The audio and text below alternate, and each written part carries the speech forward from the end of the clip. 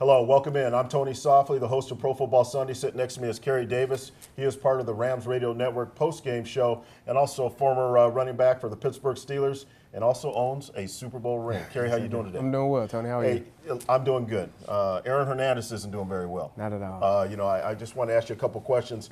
He's been charged with murder and 5 gun-related charges. For them to charge him with a gun, there has to be a weapon. Right. What are your thoughts? I think the process was done correctly by the police officers, by the justice system. We talked about it earlier. They knew something was going on. They didn't want to rush and make a decision as far as getting an arrest warrant for obstruction of justice. They wanted the murder, and now they charge him with murder. They understand that he's probably, we don't know if he actually killed this man, and hopefully he didn't, but we know he's involved in some kind of way. So it's gonna be a lot worse before it gets better. New England Patriots have released him earlier today.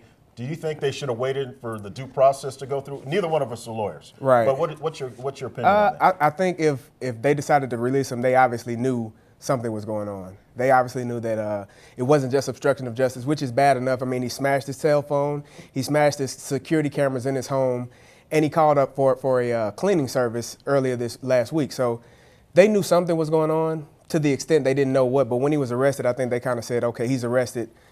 We got to get him out the door.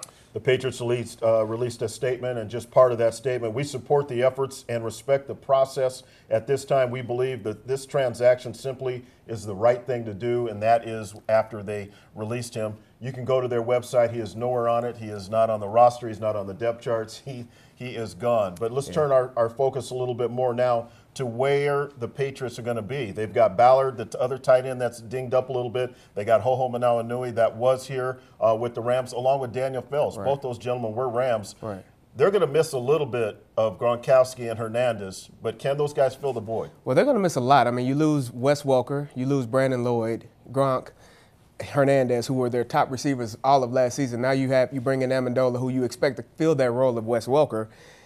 O.O. is a good tight end, but he stayed hurt when he was here, which is the reason he's no longer here. Daniel Fells is more of a blocking tight end, and I don't see him stretching the field the way Hernandez and Gronkowski can. So it's going to be a tough season for them to fill those voids right away, especially being this late.